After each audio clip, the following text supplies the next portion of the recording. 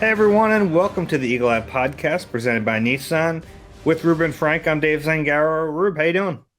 I'm doing good. I got kicked out of the library, Dave. I did the podcast Tuesday in my local library, and just looking for like a little quiet. They have all these rooms that no one ever uses. They're these little quiet like study rooms. And I came out of there, and the woman's like, "You can't do that anymore. You're not a nonprofit." And I'm like, "Well, people take out books that aren't working for nonprofits. I mean, people use the library all the time for different reasons." Um, and uh, and she's like, "Well, you can't do your podcast in our library anymore." So Huh. I got kicked out of the library. So yeah, so it's kind of soured my mood a little bit, but I'm like, Well, I'm never taking out any books from there again. they'll miss those $0.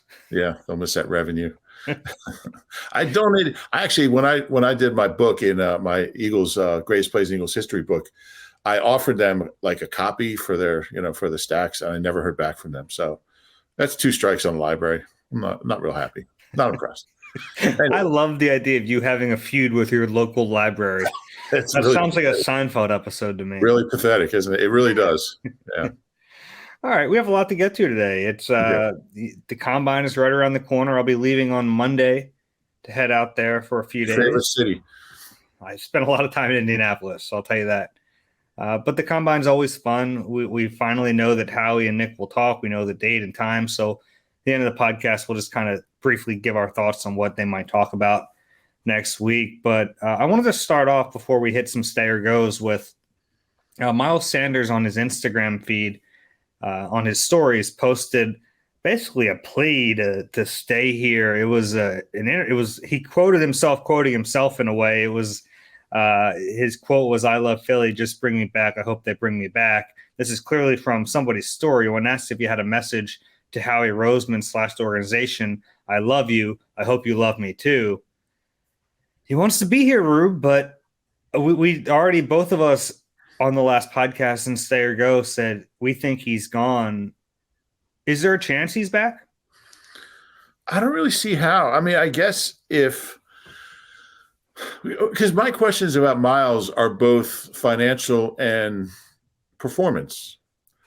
Like in the biggest game, like I mean, again, we don't know his health status in the Super Bowl, but he was a non-factor in that game. Jack Stoll played more snaps than he did. I think Grant Calcaterra played more snaps than, but it's that's my question is with every running back, when you hit a certain number of carries, you get a decline. And he was off to a great start this year, but and he did have a good statistical performance against the Giants. That was the Giants.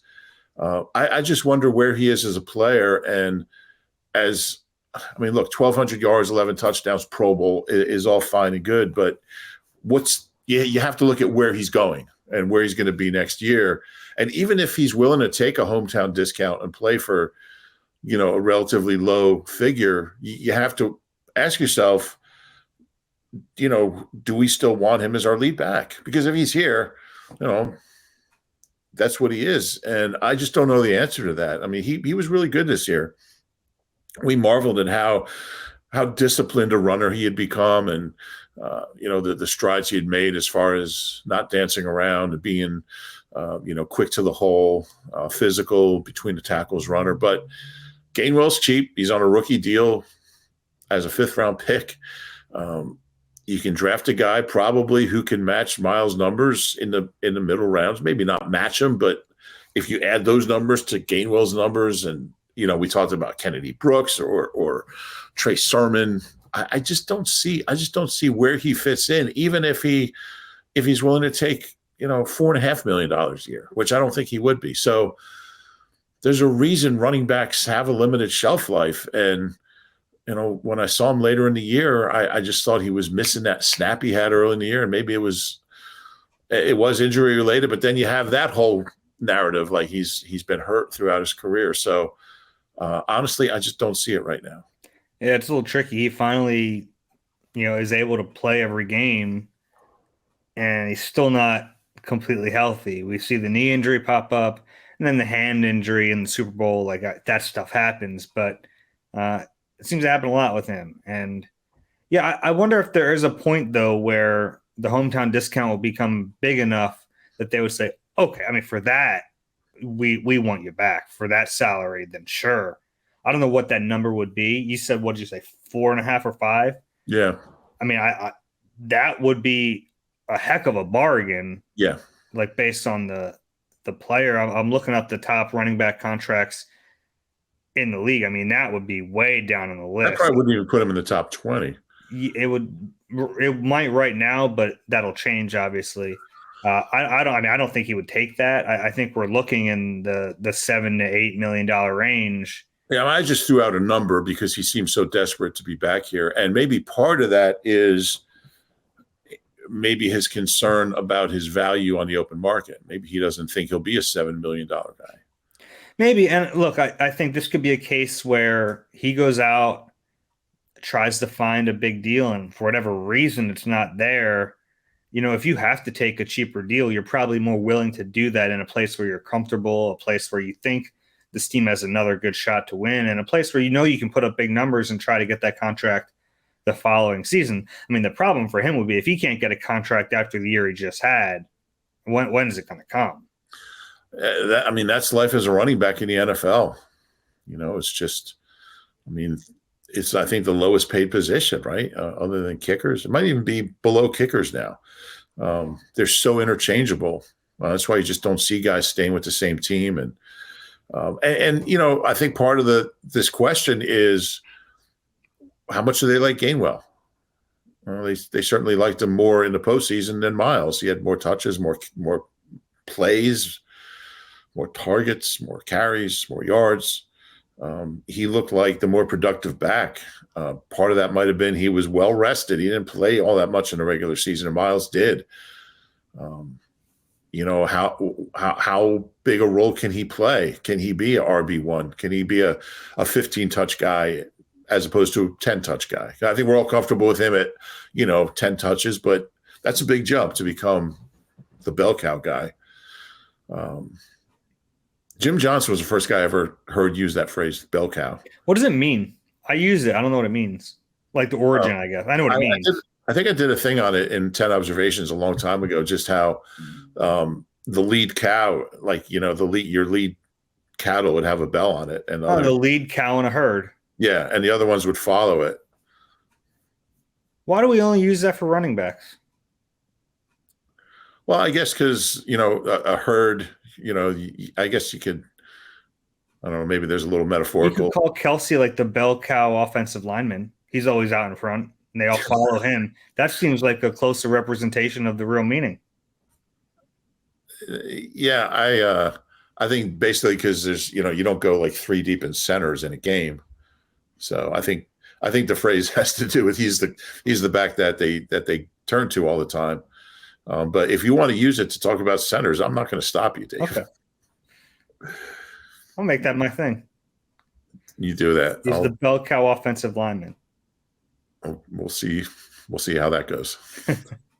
Oh, Ben has a Google search here. Players that are capable of taking on a large workload and flourishing.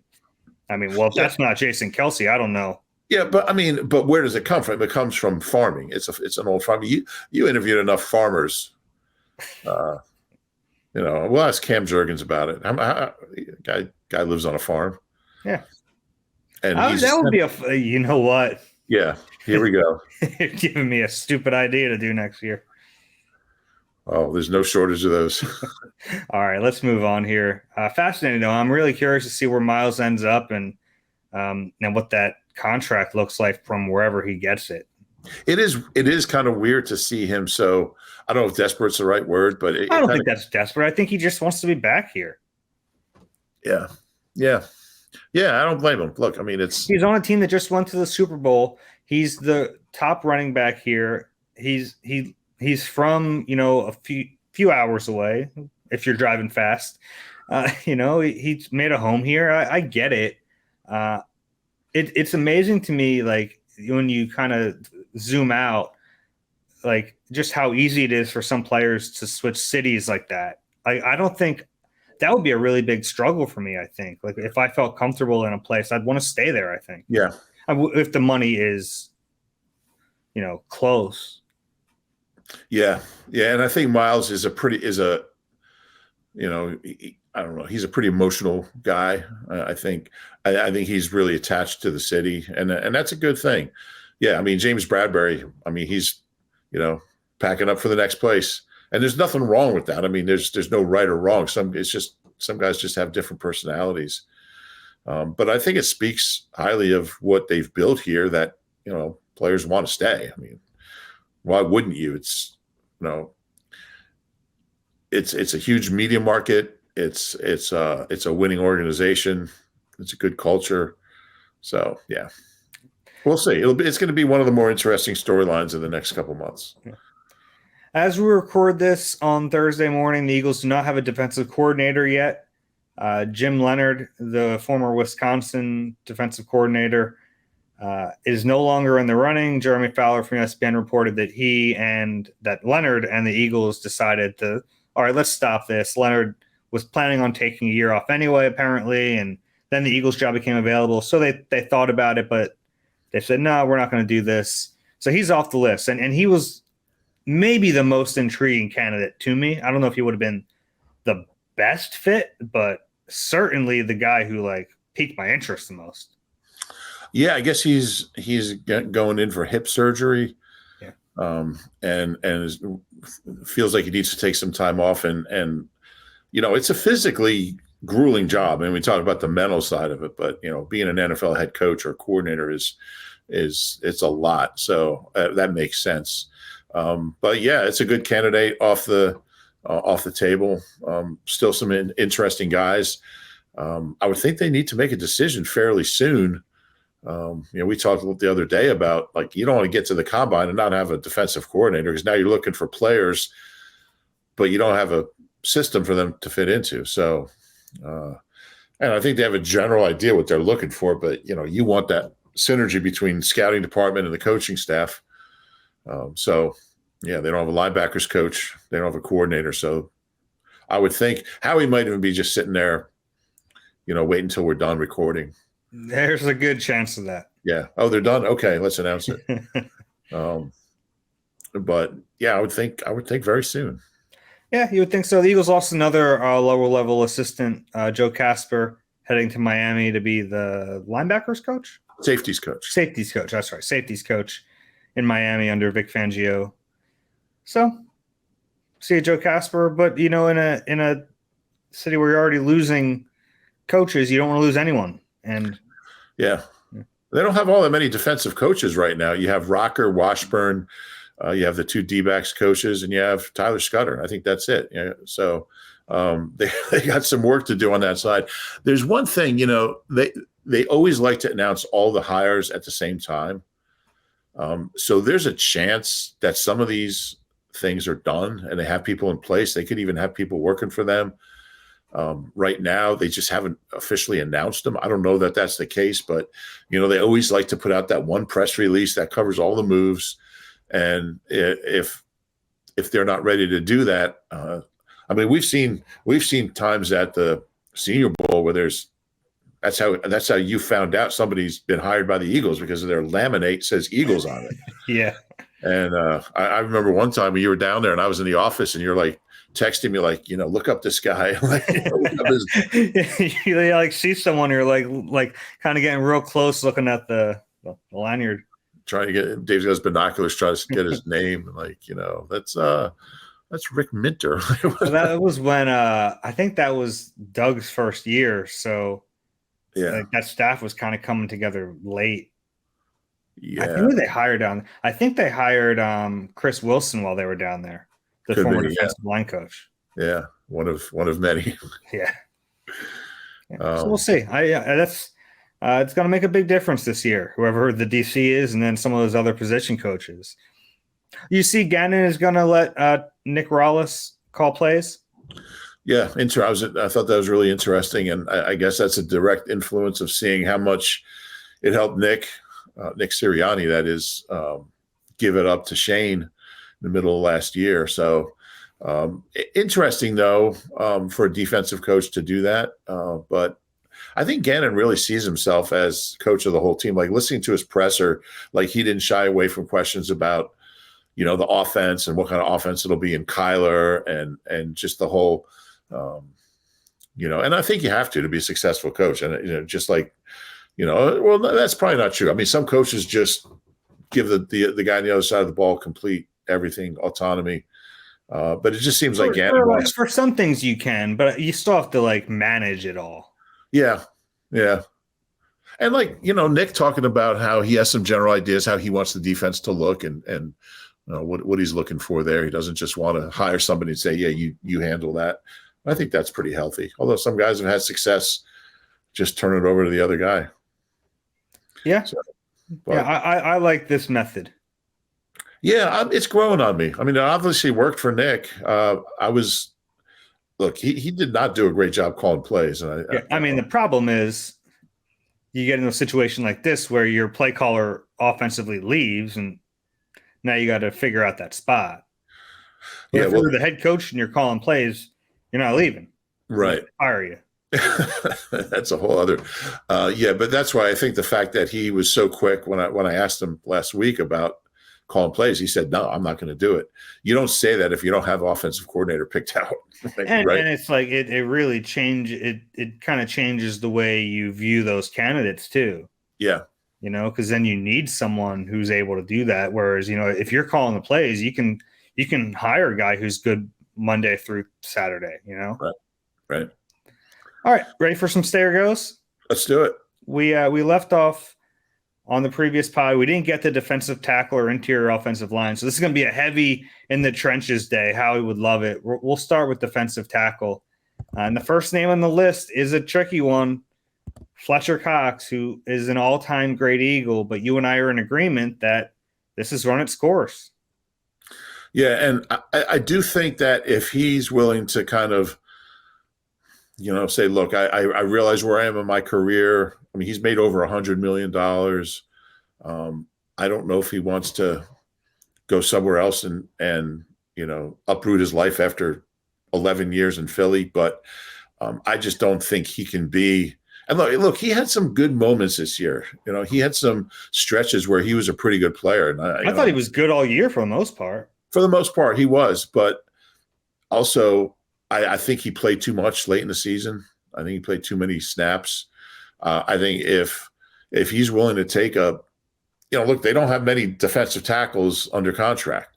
And if he's willing to be a 10 to 15 snap guy, rotational type guy, he was rotational this year, but a lot less rotation. Yeah. And a lot less money. But I don't think he's going to do that. I think he feels like he can still be starting caliber lineman in this league, and more power to him. I don't think he'll be here. Yeah, it'll come down to money like it often does. And they gave him a 1 year, $14 million deal. And as good as he was, like, it's obviously worth it because he was an important player on a team that went to the Super Bowl. But I don't think you do it again like this year, and defensive tackles get paid a lot of money. And we've seen some decline from him. Now, it was a little resurgence this year, but overall the trend is still going down from when he was a Pro Bowl player. I don't know. It's a tough one. I think he'll be gone. But we always get asked this question. We got asked it. Looking, Jimmy Sheridan on Twitter asked us if we think he's a Hall of Famer. What do you think? Right now, probably not. If he puts together, he's quite there. I don't think he's quite there. I think he'll be on the ballot and for a while, and he'll get some votes. 6 Pro Bowls is a lot. He was really, really good for quite a while. So certainly there's a conversation there, but I don't think he's done quite enough. 1 All-Pro doesn't help him. Yeah. Playing in an era with Aaron Donald doesn't help him. That's true. He was never the best guy in the league. But maybe one day he will. What's he got, like 65, 70 sacks? It's, in this era, it's not a huge number for interior lineman, but he had some great years. I think he's borderline, but I don't think he's a Hall of Famer. 65 sacks. But he's part of this era that's changed pass rush in the league where, when he came into the league, it was like just starting to be like interior rushers were big pressure guys, and he helped change that a lot. Yeah.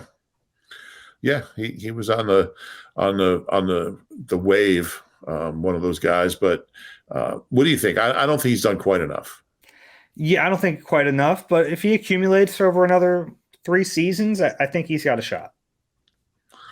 Yeah, what do you have? 7 this year and another one in the postseason. If he gets another 20, but I don't see that happening. But yeah, we'll see. Okay. Next guy on the list, Jordan Davis. Look, he'll obviously be here next year. He's a stay. We do this for every player, and sometimes it sounds silly, but yeah, like of course he'll be here this year. But what did you make of his rookie season?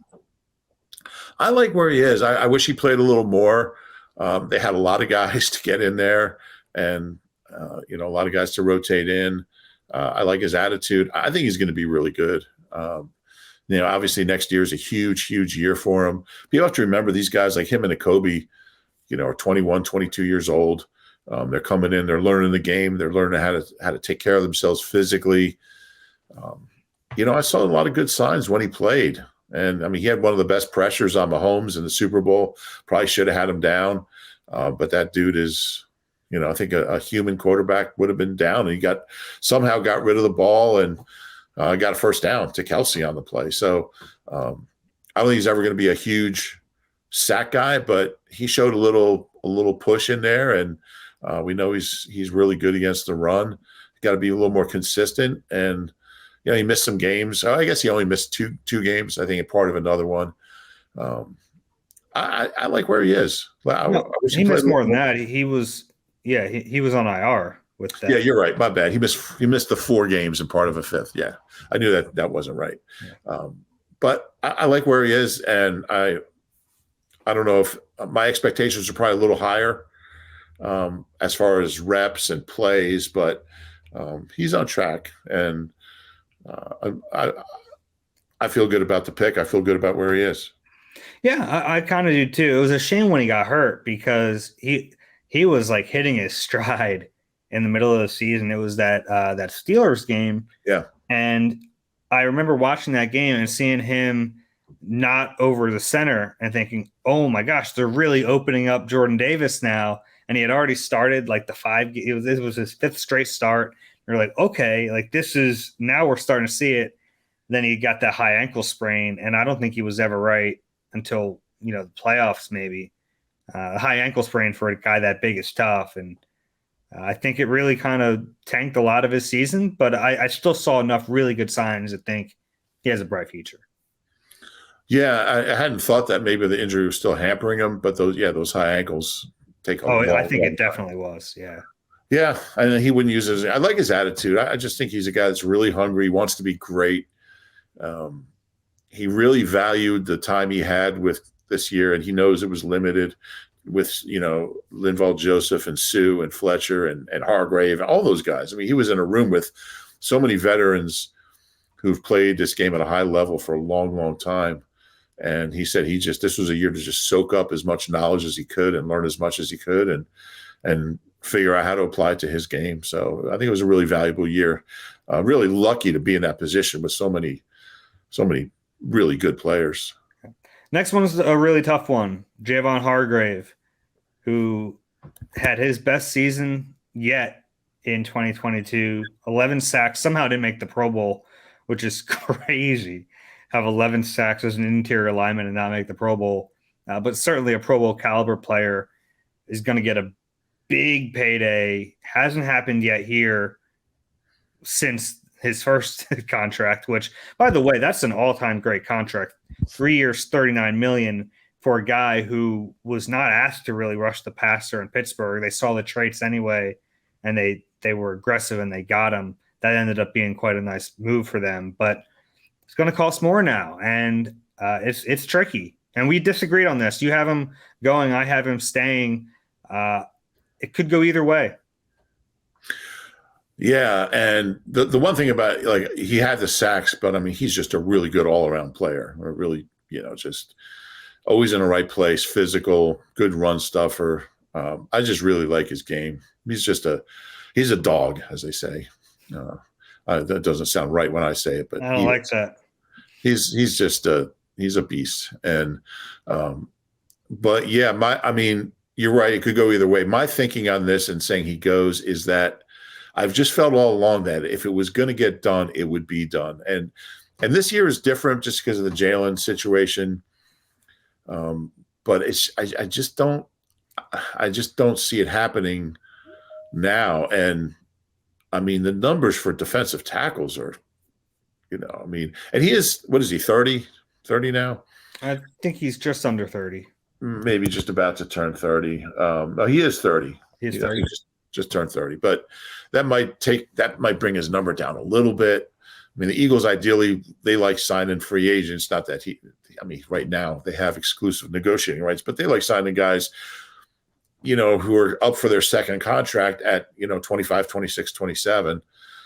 So they might look at him and say he's a great player now, but if we sign him, is he going to be worth $20 million a year in 3 years? And that's a fair question. I hope it gets done because he's a good guy and he's a good player. I just don't think it will. Yeah, and that's probably, you mentioned $20 million a year. I mean, that's probably 18 to 20 is where it starts. It's just the price of interior linemen like that. So it's going to be a lot of money. I look at the two priorities in free agency. For me, they would be C.J. Gardner-Johnson and Javon Hargrave. Can they keep both of them? It's tough. Yeah, I don't think they can. And yeah, we'll see. If anybody can do it, it's Howie. Yeah. All right, next two guys, and we'll lump them together here. Linval Joseph and Ndamukong Suh signed 1 day apart in the middle of the season. We both think they're both gone. If you had to pick one more likely than the other to be back, who would you pick? I think it's interesting. I think Linval got off to a better start. I think Suh finished stronger. Suh's a year older. He's made a lot more money in his career, so there's a lot of things that work here. I don't think either of them has any desire to go through a training camp. Yeah. So that's kind of my thinking as far as goes. But I could see Suh coming back middle of the year again, and being part of the stretch run. I think he's more likely. I agree with that. Especially, you can't have Linval Joseph taking snaps away from Jordan Davis in year 2. Right. You did it this season because there was an injury and you needed someone. And then Linval was playing well and you thought, well, we're not going to change this because Jordan's a rookie and we're in the Super Bowl hunt. But you can't have that again. I thought Suh played fine. I thought he was solid. He's never in his career missed a game because of injury, which is incredible, insane for the way he plays and the position he plays. So you feel pretty good about, he'll be ready to play if you need him. But I don't think neither of those guys is going to show up to a training camp. I wouldn't think. No, much less an OTA. But yeah, I like Suh's. I thought they both brought something to the table. But yeah, I think Suh's more likely. Okay, 3 more guys on this list, and then we'll switch positions. Marlon Tuipulotu. Interesting guy. Excuse me. Started the season on the roster, got hurt, and ended up on IR. Was very improved in training camp, and maybe that's why we differed on this one. I have him staying because I think if he takes that kind of jump again, they're going to have to keep him. Well, that's true. I was disappointed in him. I expected a little more. I thought when he did play, and he played a lot. And before he got hurt, he was playing like 25 snaps, 26 snaps a game. I just saw nothing from him in those snaps. He was better in camp. But look, you could say stay for any of these guys because they just don't have anyone under contract, and you might be right. I think they need to do better. So the problem is, how do they do better? Because they're probably not signing free agents or no super notable free agents. Draft is a possibility, as it always is for defensive linemen. And that's what makes this really tough doing it before the draft specifically. But I think there's a chance. And you make the team from training camp. And Tuipulotu had a good training camp last year. Yeah, I just think they can do better. Whether it's a guy from another roster, a guy from another practice. I just think they can do better than than Tui Pelotu. So I'm going. Like, Aggressive. I don't want to keep him just because there's no one else. Okay. Because that usually doesn't work. Because they'll find someone else. I don't know if that's true. Okay. Well, that's why you have a staying. Yeah. Next one is Milton Williams. I think we're like lead members of the Milton Williams fan club. We're bell cows of the fan club. Milton's good. Yeah, I hope people like appreciate him because he was kind of lost at times this year playing with a first round pick and all these like great veterans, but Milton was really good this year. Yeah, he was. And yeah, I think he's a versatile guy. He can line up anywhere. He's steady, consistent, productive playmaker. Love his mentality. I mean, he wants to be great. Like, he wants to be, an all pro. And he's a young kid. And there's this group of these, young guys who are kind of ready to take that next step. And I think he's one of them. I really like his game. And thought he should have played more in the Super Bowl. I think he only played like 10 snaps. I didn't get that. But they shortened the bench and didn't go great. But I like Milton a lot. Chance to be a starter this year. Yeah, he better be. Yeah. I think he can handle that. Yeah, no worries. Oh, I do too. Yeah. Last one is Marvin Wilson. Big Marv. Been a fan of his. He played in one game this year, and I thought the Eagles kind of did him dirty. They put him out there against the Houston Texans and said, "Guess what, Marv? You're playing nose tackle." It just didn't go well. It was a shame for them to like let him put out tape like that. Yeah, that's true. I think it was a game day elevation, right? I think he was still on the practice squad. Mm-hmm. And he's an interesting guy because he was like big time prospect. He was projected to be a pretty high pick I think he was at Florida, right? Florida State. Florida State, yeah. If he came in after his junior year, he stayed and had trouble with the coaches, and his value plummeted, and he ended up going undrafted. And so I guess there's something there. It's hard to evaluate him on that game, but they liked him enough to keep him around on the practice squad after that Houston game, and I guess he's got a shot. I have him going just because I haven't seen a reason for him to stay yet. But another young guy who, if he takes that next step, he plays a position where, make a decision about me. Go have a great camp and great preseason games, and make it tough for them to cut me. We'll see. Yeah, I think he'll probably be around on the practice squad again. And maybe we'll see him at a certain point in the year. Hopefully not at nose tackle again. And hopefully not against Houston. Yeah. All right. We'll do one more position, then we'll take a quick break. Interior offensive lineman, Landon Dickerson. He'll obviously be here. Very good season from Landon. I thought he showed really good improvement. I've been impressed by him. Eagles' youngest Pro Bowl offensive lineman since Buck Lansford in 1956. Buck Lansford was really the bell cow of that group in 56.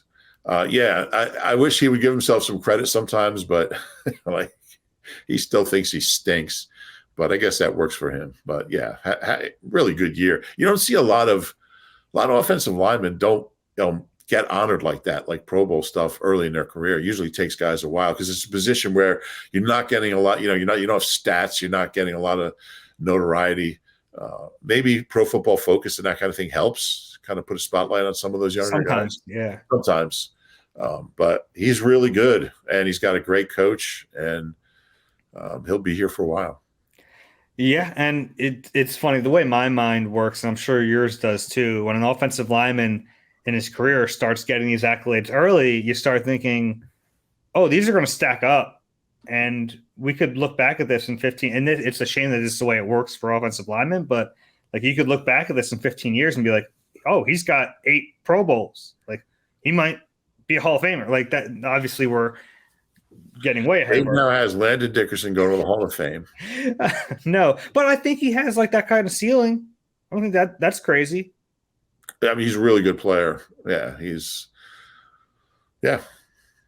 hard for guards. I get it. But like he's he's a very talented player. He was a first round talent, obviously. And look, when they drafted him, I'm not going to sit here and say I thought it was a great pick. I was nervous about it because of how many injuries he had in college, and we'll see. He's dealt with some like little things in the pros. We've seen him kind of run off the field or limp off the field plenty of times. He always comes right back. Yeah, he comes right back, and he hasn't missed significant time. So I give him credit for that.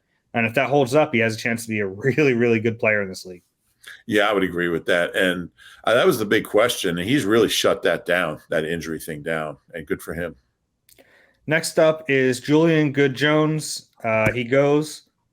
Yeah, I give him credit. Like, we'll see what he looks like. He's coming back from the CFL. He was with the Eagles in 2020, but then he goes to CFL, played pretty well up there, and he comes back. Maybe he's a lot better. It's possible. He learned French while he was up there, so I think that helps his value. Played for Calgary Stampeders, right?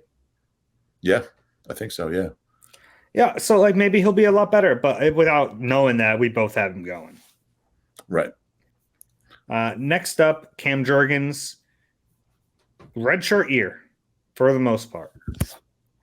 And now we're looking at, we'll get to Jason Kelce in a minute, but you can't have two redshirt years, or at least it's not ideal. Yeah, and we'll get to we'll get to Sayamalo, but I just feel like Jurgens is going to be starting somewhere. He's going to be starting at center if Jason retires, and right guard if Jason comes back. Because look, Sayamalo played really well. We'll get to him, but these are all related, obviously. Yeah, let's just talk about these three. Let's not play this game right now. So we have because this is a situation. It's Cam Jurgens kind of waiting in the wings, Kelce at center, Isaac Sayamalo at right guard. If one of those guys isn't back, you got to think, okay, Cam Jurgens slides in there, right? Yeah, and I just don't know how you bring back Isaac Sayamalo as well as he played, and he's a really good player, but he's going to make more money than they can pay, and this is the kind of guy you lose when you sign a quarterback to $45 to $50 million contract, and above average guards are making pretty good money, and you're talking about over $10 million a year, closer to $12 million a year, and they can't pay that. I don't see how. So this is why you have to draft well. You have a guy like Jurgens who was started getting guard reps. There's a reason. I mean, this is all like this. It's no secret that Sayamalo was going to be a free agent. So Jurgens got guard reps. Dillard got guard reps, and he's not in the interior. He's with the tackles, but I think he figures in this too because there's a chance he could be a right guard. But I think it'll be Jurgens. And I don't think Isaac will be back, and assuming Kelce's back. Yeah, why are you assuming that? No, I'm just for the sake of the discussion. Oh, okay. Okay. Where's your confidence? We both have Kelce staying, but where's your confidence level in him doing that? I just don't know. And I tell people, if he doesn't know, how do I know? I don't know. I don't know what's going to happen in his head. I only have him staying because I'm not mentally equipped to deal with him leaving and not being able to go back to his locker and discuss diners versus delis. That was our conversation all year was what's a diner, what's a deli. And there was one point where we're standing there and he's like, Rube, does having a counter affect whether it's a diner or a deli? He's like, because can it be a diner without a counter, without a counter area to sit at? And I'm thinking, this guy's the greatest center to play football, maybe ever. And we're having this conversation about diners and it all started because there's a deli on the east side of Cleveland called Corky and Lenny's that my cousins and my aunt and uncle all went to, and I used to go to when I was out there a lot visiting. That he loves. So we have this this deli that we talk about, and it just struck me one day. I'm talking about diners versus delis with one of the greatest football players in Eagles history, and it just kind of encapsulates everything that he's about. It's just like he's the most down to earth, everyday guy. He just happens to be one of the best football players in the history of the game. So I can't imagine him not coming back. I think he really likes it here. I think he loves playing for Stout. I think one thing Stout said to me at the Super Bowl about how Jason is still, at this point in his career, so intent on getting better. And he really drives himself to become a better player every year. He said this year was his best year technically that he's ever had as far as technique goes. And I think when you're still getting better and you still have that challenge and you're Jason Kelce and you really thrive on that, I think if he felt like he wasn't improving, it might change the odds a little bit. But I think that might be a big factor for him. Like he loves the challenge of becoming a better player. And as long as he still has that might make a difference. Yeah, I think that's probably true. He always says that he's declining physically a little bit, but to watch him make up for it with his understanding of the game and technique and leverage and angles, there's really no one better at that than him. I mean, imagine if he had the early Kelce athleticism with the knowledge he has now, which is he's still pretty athletic, though. It's still pretty athletic, but not, probably not where he was when he was 25. Yeah, maybe, but seeing him get out in front of plays 30 yards down the field. Yeah, he's one of the better bell cow centers in the league, and he gets out there pretty quick. Yeah, he does. But in a very real sense, he's got to let Howie know fairly soon. Free agency is not that far off, just a few weeks away. So if he hasn't yet, he's got to let him know, because that's, the contract is going to get done. They're going to sit down and say, look, what's fair? What can we afford? The reason, if he's not here, the reason won't be his contract. They'll figure that out. Yeah. But it's still going to be a significant amount of money. And yeah, it would be insulting to not pay him near, if not the highest center salary, one of, which is less than tackles, and but it's still significant. Yeah, and if Howie's like, look, all I can pay you is $2 million a year, and Jason's be like, and I wouldn't blame him. You don't do that, but I think it'll get done. If he wants to play, it'll get done, and he'll be here. I think it's a push right now. I just had him staying just because I didn't want to write goes under his name. Okay, maybe Nick will send 2 kegs this year. He might need 10. And the last name on the list is Sua Opeta. I have him staying. I think they like Sua. Yeah, I do too. I know he finished on the practice squad, but they kind of needed the roster spot.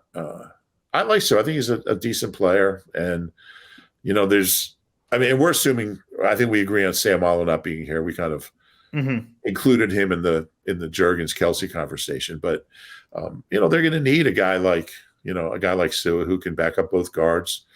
And I think he's a pretty solid guy. So, Actually, there is one more name. I forgot. I put Brett Toth with the guards. I could have put him on either. I think I have more tackles, so I put him with the guards. He's interesting, too, because he's been around for a while. They clearly like him. Finished last year on IR. They never activated him this year. He was on PUP, and then they just let him ride it out and never brought him on. Interesting. I don't think he's out of the question. I think they opened his practice window, right? They did. They let him practice. Yeah, they let him practice. Didn't have a spot for him. Yeah. If a guy's around that long, there's something about him they like. And there's something about him Stout likes, clearly. He's a big guy. I think he's a smart guy. And, and he's been around a long time. So I don't think he'll be on the 53, but he's one of those guys that he'll be in camp, and we'll see where it goes. There's definitely going to be some roster spots available. Yeah. At Nissan, we just made your choice for a new car an easier one than ever with our most exciting and fuel-efficient lineup. The choice is all yours. Now get great offers across our full line and shop at your local Nissan store today at nissanusa.com. Catch all the sports action and more at Rivers Casino Philadelphia. Whether it's the money line or the pass line, there's something for everyone in a great sports book. Rivers Casino Philadelphia. Philly loves a winner. Gambling problem? Call 1-800-GAMBLER. Opioid addiction is a national public health crisis. The Someone You Know podcast from the Independence Blue Cross Foundation offers inspiring stories that challenge stigma, offer hope, and humanize the disease of addiction. Download the new Season 3 of Someone You Know on all major podcast platforms. All right, Rube, let's stick with offense. We're already in an offensive line kick, and we'll go to the offensive tackles. And I could have had Brett Toth there, and I decided not to, but plenty of names here. And we'll start off with Andre Dillard, who it's an interesting one. Yeah, and my initial thought was just he's going, and then I started thinking about it, and I started thinking he might be like Derek Barnett, how he hit the open market, former first-round pick, didn't get the offers he wanted. Eagles brought him back at a low number. Dillard increased his value by learning guard. I just don't know if there's going to be a team out there saying, let's sign him to a big deal to be a starter. I just don't know how the league views him. I think he's become a decent player. There's value in having a guy who can play guard and tackle, and that's where he is now. I mean, he's actually pretty good at guard in the few reps that he played. He had an open mind to it. He embraced it, which is half the battle right there. I think he's at the point in his career where the ego part of I'm a first-round pick, I should be starting a left tackle. I think he's moved on from that, and he just wants to play. And I think if I can just see it, him hitting the open market, no nibbles, and after a few weeks, Eagles are like, look, here's an offer on the table. You come be a backup at a lot of spots, and we'll pay a couple $1 million, and he takes it. So I have him staying. Yeah, that surprised me. I have him going. I think you're right about there might not be this like rush to sign Andre Dillard that some people expect. But unlike Derek Barnett, who has played a ton and who has really kind of shown that he's an average player in the league, we haven't really seen enough of Dillard to know one way or the other. And I think that actually helps him in a way because he has this pedigree. He was a first-round pick. Played here, which helps being under Jeff Stoutland. And the other difference is Barnett knew he was going to play if he came back here because they rotate. Obviously, he gets hurt, but Dillard, there's no guarantee he's going to play if he comes back. Whereas, like, if he goes somewhere else, and at least he has a chance to compete for a job, I think he might take that opportunity, and I think he will. Yeah, it could very well be. What if they tell him, look, you have a chance to compete at right guard?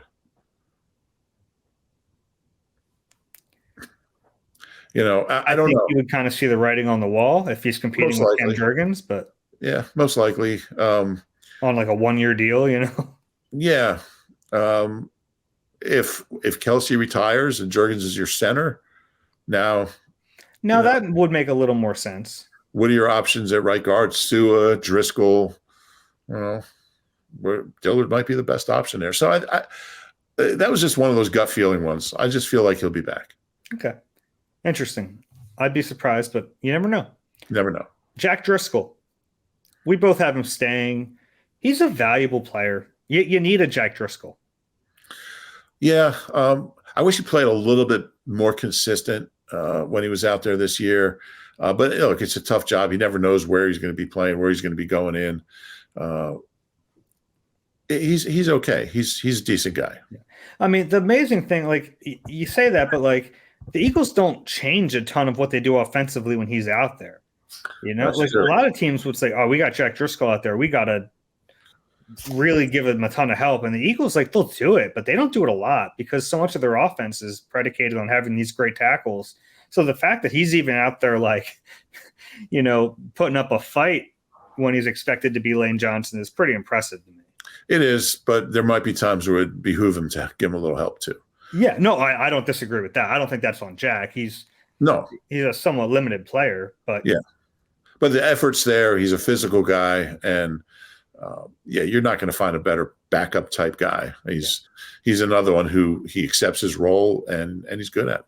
Yeah, he's really a potential backup at 4 spots on the line. Yeah, legitimate. Like I think he might be a better guard than he is a tackle. Yeah, I go back and forth on that, but you could be right. Yeah. Next one is Lane Johnson. I'm going to go out on a limb here and say he stays this year. Yeah, I have him staying as well. It's interesting. At the Super Bowl, you started to hear some little rumbles about his Hall of Fame candidacy, and I think he was hurt by. I think his 2 suspensions early in his career probably cost him a couple Pro Bowls, maybe an All-Pro. And you need that stuff to get in the Hall of Fame. So that might have cost him. But he's, you talk about, Fletcher. I mean, Lane Johnson's a Hall of Fame talent. I mean, he's that good. So whether he gets it or not, I mean, it's just such a, like, if you're a football fan, you like watching good offensive line play, you just sit there and watch Lane Johnson for a game. And it's just, it's incredible. It's so impressive to see what he does. Yeah. I wonder like how much of Stout's teach tape at this point is Lane. Yeah. Has Lane supplanted JP on the teach tape? Yeah, that's a good question. I know that I think the injury he had playing through it this year it was like the first time I thought he got notoriety like that. Like, he's always just been Lane Johnson. He's a really good player, but the focus has always been on Kelsey. I thought like this postseason, playing with that injury and playing really, really well with that injury, which still blows my mind. I think it finally gave him the attention that he's deserved for so long, because it kind of set him apart. Like, look what he's doing. Nobody's ever done this, or very few people. So kind of irony that it took an injury for him to get the recognition he deserves. Do you think Fred Johnson or Roderick Johnson ever wished there was like an accounting screw up and they got a Lane Johnson paycheck? Yeah, there's a lot of I'm sure that's crossed their mind, because I always wish there was an accounting screw up and I would get, Dave Zangaro paycheck. I don't know how that would happen. But Fred and Roderick, two veterans actually, on this team who have been here, and they're both large, and we see them in the locker room, and that's about it. But with some questions about the future of the offensive line, like they'll both be in camp with a chance to earn spots, and we both had them going, but it's not crazy to think one of them could earn a spot. Yeah, and they're not these 23-year-old unknown. I mean, they're both guys that have played in the league. They've started games in the league. Roderick's, I mean, he's like 27. I think Fred Johnson's 25. Yeah. So they're both huge. I mean, they're both 6'6", 6'7". Fred Johnson's just, I mean, he's 6'7", 326. Yeah, he's huge. He looks every bit of it. Yeah. Yeah. So sometimes it's hard, like just navigating through some of these guys in the locker room, trying to get to the back of the locker room. They just are huge. But think about what it's like for a guy like Fred Johnson to just live his life, like goes to Acme, and like everyone's like, he's probably a football player. I don't know who he is. Then like someone musters up the courage, like, are you an athlete? And he goes, yeah, I'm Fred Johnson. I play for the Eagles. And they go, never heard of you. And they walk away. Oh, he's only on the practice squad. Yeah. The largest human in the world, and he's walking around. All right. Jordan Mailata. He'll be back. Yeah. And, I think he's at the point in his career, and I think I wrote this, that like he's really, really good. I thought in the playoffs he was incredible. I thought he had a great postseason. I just want to see him play at that level all the time. And I think if he does that, he's a surefire Pro Bowler. That's missing in his resume. I think when you play for Stout, that's the bar. I mean, that's where it's set. He's like, if you're not a Pro Bowler, you like stick out like a sore thumb. If you're a long-term starter under Jeff Stoutland, there's not many who haven't made one. So I think that's the next step for him, and I think the talent's there. He talks about sometimes he just loses his focus for a play or two. If he can play 100% of his snaps the way he plays, like 90% of his or 95% of his snaps, he'll be a Pro Bowler. But he's at the point now, he's going to year 6, I think, where you'd like to see that next step. And I think he's got the talent to do it. He's really good. Just want to see him be really consistent. Yeah, I think the shoulder injury earlier in the year hurt him. He played through that when he maybe shouldn't have. But, yeah, I'm curious to see where his career goes from here, because he is still really new to this relative to a lot of the players. So is he at some point going to level off, or are we still going to see growth? I don't know the answer to that. I'm curious to find out. Yeah, me too. Okay. let's get through the edge rushers real quick because we're going long here. Derek Barnett, I have him going. I think he'll be in camp. I don't have him making the roster, but I could go either way on that. I want to see how he comes back from this injury. Yeah, I have him staying just, without knowing who they're going to draft or go after. I think he'll be here. I don't know. Okay. Yeah. Well, I mean, he kind of forget about him because he got hurt in the first game of the year. Yeah.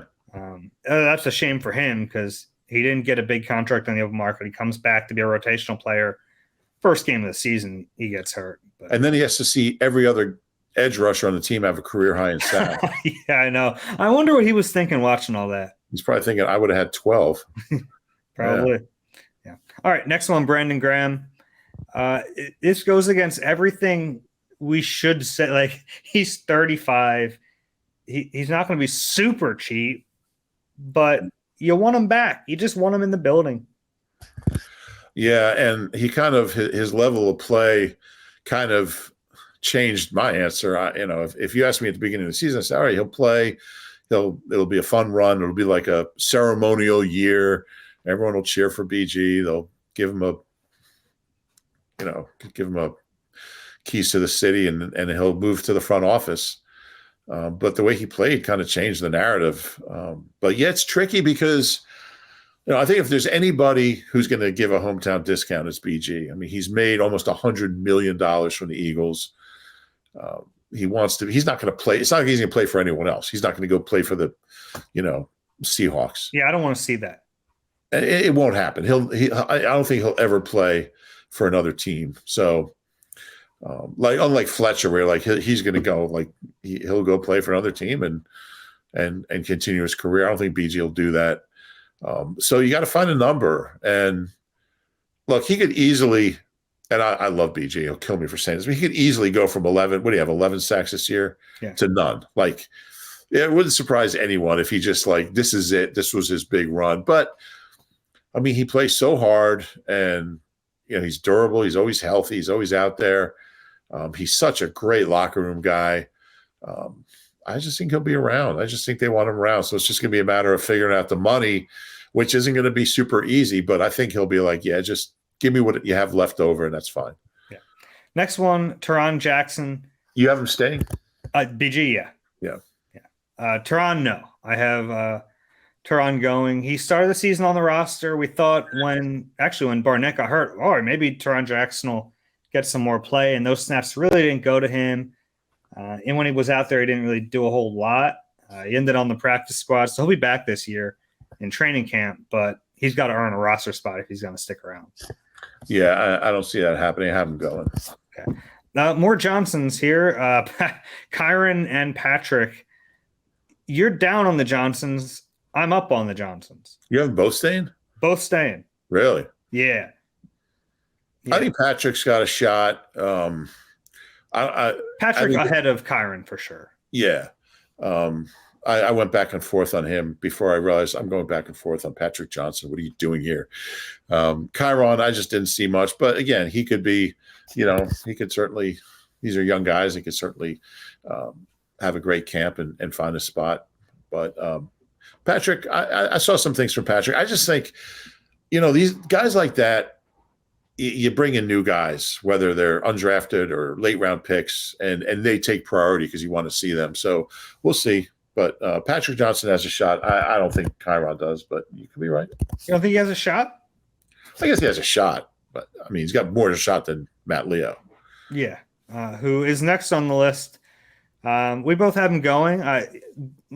He's sticking around. He's making the most of that exemption, and yeah, apparently he's a good practice player. And if he's doing that role, good for him. Yeah, I think when the league set up the rules for the international player pathways, whatever it's called, I don't think once you have a guy in, if you don't cut him, he's in if you don't get rid of him. So there's like a lifetime roster exemption.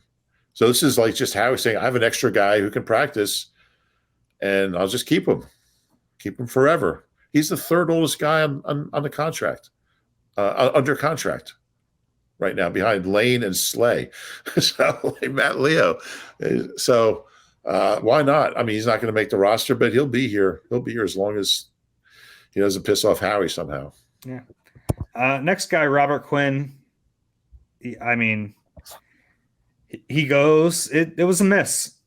You credit the front office for trying to find a piece of the deadline. They knew they had a Super Bowl team, and they went for it, and it failed. It wasn't a good move. Yeah, it was Howie's biggest, maybe his only big miss. I mean, yeah, fourth round pick.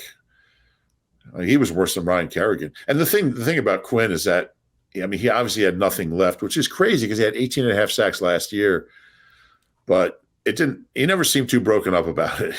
It just I don't want to make too much of that. I don't know his personality well enough. That's fair. Yeah. I don't know. That was the impression I got. But obviously he won't be here. Yeah. He won't be here. Yeah. Hassan Reddick, he stays. He's really good. I mean, I don't know how much time we need to devote on Hassan Reddick. He's one of the best players in the league. Incredible year. It's just a shame nobody had a chance to see it in the Super Bowl because of that field. But I know it affected both teams. But he was the best edge rusher in that game, and he just couldn't turn a corner. Yeah. Janarius Robinson. He's one of the players I'm looking forward to watching in training camp because I was a fan of his coming out of Florida State, but I have no reason to put him on the roster yet. So I have him going, but he's one of the guys that they brought in who we haven't seen in camp yet that I really want to watch. Yeah, and he was a pretty high pick of the value. He was a 4. He's a young guy. He's 23. So there's something there. And they brought him in as a, I think they signed him to the practice squad right after Barnett got hurt. Am I wrong? Or was it later? It was the roster. Okay. Yeah. Yeah. They brought him to the roster. Okay. So my bad on that. But yeah, he's got a little pedigree, and the Vikings liked him enough to draft him in the 4th round. He's a young kid. So yeah, I mean, he's definitely a guy you want to see in camp.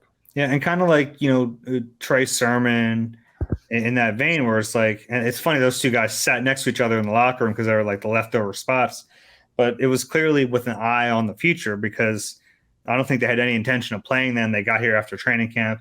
Janarius had an injury and then another injury at the end of the year.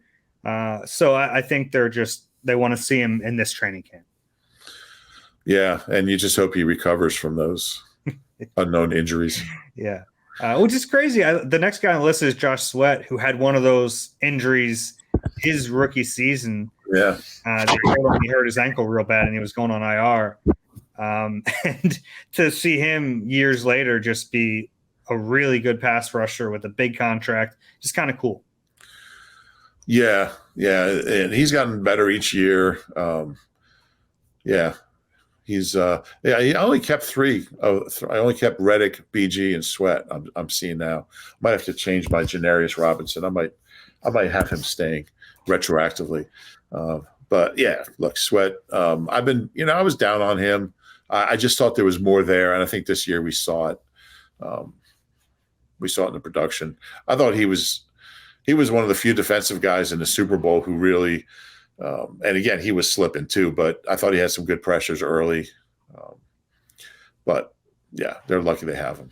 Yeah, he's a really good player. That's a great 4th round pick, by the way. One of the best ever. One of the best 4th round picks ever for Howie. Yeah. Oh, for Howie. Or for the Eagles. Yeah. Yeah, absolutely. You got a Pro Bowl guy, double-digit sack guy in the 4th round. Got to take it. That's all we have for Stay or Go today. We'll hit up a few more next week. And next week I'll be going to the Combine. Excited about that. Nick Sirianni, Howie Roseman speak on Wednesday afternoon. So we'll hopefully they'll have a defensive coordinator in place. We'll know a little bit about this coaching staff by then. And Howie historically will be pretty open at the Combine. Like there'll be like something he says that'll be like, whoa, like he'll tell you something. There's usually like one thing that he like kind of holds to the Combine. And we'll do I don't know if it'd be a bonus pod. We'll do a pod after Howie and Nick speak. Yeah. It probably won't be a bonus because I have to fly home that next day. But so it'll just be a rescheduled, or what do we call it? Like An advance. It's an advance on the Thursday podcast. Okay, yeah, advanced podcast. Yeah, I just because I don't know if I'll have time before my flight. Copy that. Okay. All right. You got anything else here? A lot of good stuff coming up the next few weeks. Yeah, we're hitting free agency pretty soon and the draft, and it never sleeps. It never does. All right. If you enjoy the Eagle Eye podcast, please rate and subscribe wherever you get your pods.